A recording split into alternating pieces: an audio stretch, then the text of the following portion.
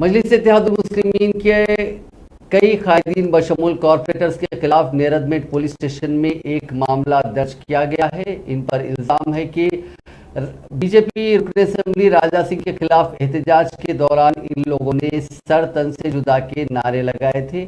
एक वीडियो भी इस सिलसिले में गश्त कर रहा है जिसमें एमआईएम कायदीन ये नारे लगाते हुए नजर आ रहे हैं।